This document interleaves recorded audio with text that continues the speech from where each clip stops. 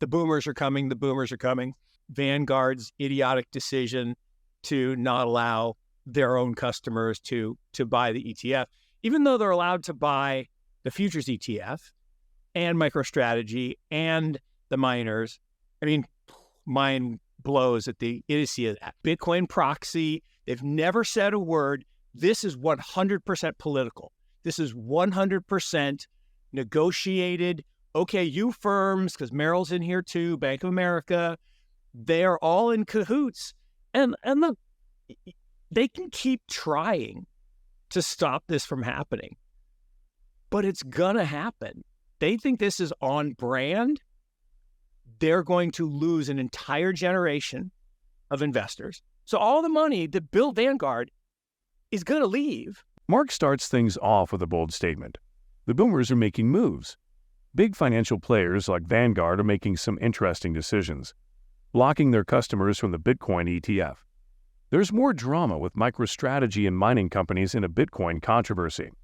Mark spills the beans, suggesting that Merrill, Bank of America, and others are pulling the strings behind the scenes. It's not just about ETFs, it's about a whole generation of investors caught in the middle. Now, let's hear more from Mark Yusko. We've never asked for your endorsement nor your approval. The CEO of Bitcoin didn't show up to, sign in. And I mean, the arrogance of that statement, the idiocy of that statement. Did the SEC chairman put out a statement of any kind? Forget one as pointed and baseless and ridiculous as the one he put out on the Bitcoin ETF. Did he ever put out any warning on the cannabis ETFs before they lost 80, 90+% of their money?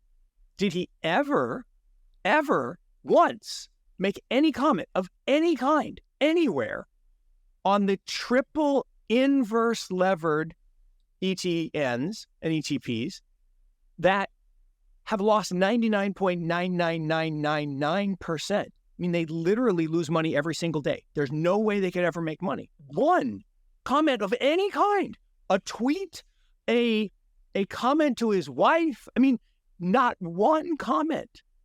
And yet, how many hundreds, literally hundreds of comments did the guy make on this? Saying things that are untrue is bad policy, right? Saying that the SEC got it wrong on the law is incorrect.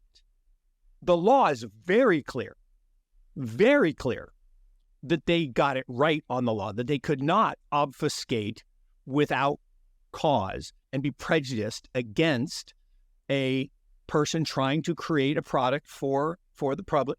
So the law is very clear. And look, I'm not a lawyer, but the law was decided, and there is case law and precedent that says the SEC had to do this if they didn't have a good reason not to. So she's wrong on that. And saying they were wrong on policy, it's not a policy-making entity. You're a policy-making entity, okay? You're part of one. It's not you alone, but the SEC doesn't make policy. Mark questions endorsements and approvals, challenging the Bitcoin CEO to step up. Mark talks about the arrogance and idiocy for everyone to see. And why is the SEC chairman silent on other financial mess-ups? But it's not just talk. Mark brings in the law. He breaks down the SEC's stance on the Bitcoin ETF, making it clear that the law is on their side. Hold on tight as Mark explains the details, giving you a front row seat to the clash between innovation and regulation.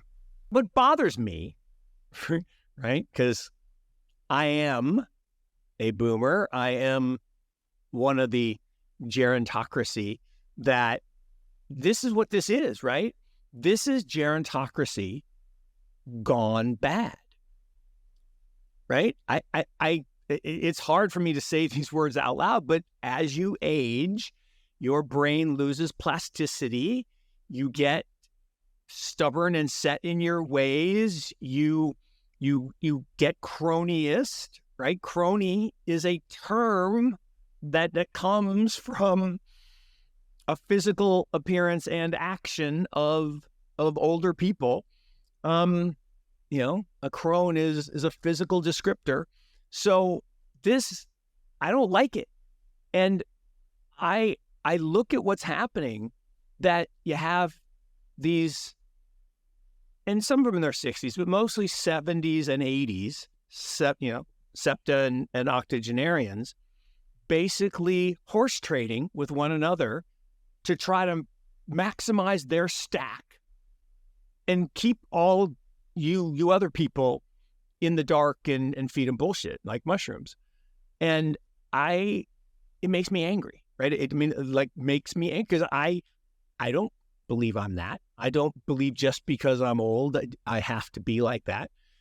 And it's very frustrating.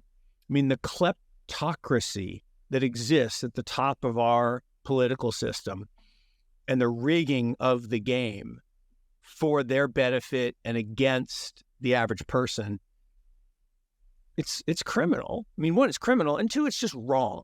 It's ethically and morally wrong. And so to be on the wrong side of ethics and morals, and yet to seem so righteous and sanctimonious in your tweets, it literally makes me retch. Yeah, this is the wrong number to talk about, though. So much of this is people like Ken Griffin getting richer. And, there's a massive business of scalping ETFs.